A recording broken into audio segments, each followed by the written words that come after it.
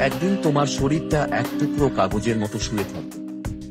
চারদিকের মানুষজন, যাদের জন্য তুমি এত কিছু করেছ, তারা নীরবে দাঁড়িয়ে থাকবে।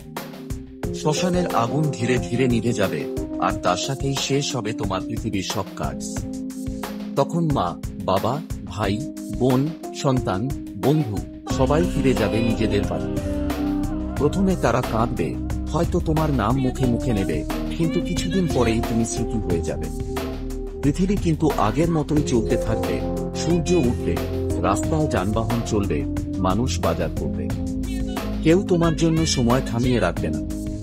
তুমি তখন উপরে থেকে দেখতে পাবে এই জীবনটা কতটা অমূল্য ছিল, আর তুমি তাকে কত সহজে নষ্ট করে ফেলেছ। তুমি ভাববে, আমি এত স্বপ্ন দেখেছিলাম, এত সুযোগ পেয়েছিলাম, তবুও কেন আমি কিছু করতে পারলাম না? কেন আমি মা বাবাকে নিয়ে কোথাও ঘুরতে যেতে পারিনি? কেন আমি আমার সন্তানের সাথে আরো কিছু সময় কাটাতে পারিনি? কেন আমি ভেবেছিলাম কাল করব, কালই তো সময় আছে। তখন তুমি বুঝবে, সময়ের নামটাই আসলে জীবন। একবার সময় চলে গেলে সেটা আর ফেরে না। তুমি চাইবে, হায়, যদি আর একবার পৃথিবীতে ফিরতে পারতাম। যদি 1 মিনিটের জন্য হলেও মাকে ফোন করে বলতাম আমি তাকে ভালোবাসি। যদি বাবা মায়ের হাতটা ধরে বলতাম ধন্যবাদ। কিন্তু তখন আর কিছু করার থাকবে না। সময় শেষ হয়ে যাবে, কিন্তু সুখের কথা হলো এখনো তুমি বেঁচে আছ। এখনো তোমার নিঃশ্বাস চলছে, এখনো তোমার চোখ খোলা, এখনো তুমি হাল ধরতে পারো। তুমি এখনো তোমার বাবা মায়ের পাশে থাকতে পারো। তুমি এখনো পরিশ্রম করে নিজের স্বপ্নকে সত্যি করতে পারো। তুমি এখনো সন্তানকে সময় দিতে পারো। তুমি এখনো সেই মানুষ হতে পারো যাকে দেখে সবাই গর্বিত হবে। যখন তুমি সকালবেলা অ্যালার্ম বাজবার আগেই উঠে পড়বে, সেটা হবে তোমার বেঁচে থাকার প্রথম প্রমাণ।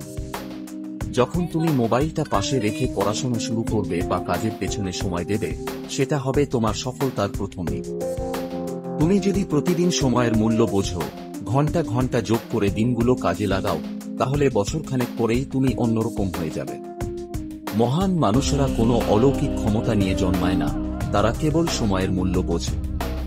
তুমি যদি প্রতিদিন একটু একটু করে এগোও, একদিন দেখবে তুমি নিজের গল্প লিখে ফেলেছ। আর সেই গল্প পড়ে মানুষ অনুপ্রাণিত হবে, আর তোমার জীবন বৃথা যাবে না। তুমি পারবে। আজই শুরু করো, কারণ কাল হয়তো থাকবে না। এই মুহূর্তটাই তোমার জীবন। জয় বাংলা।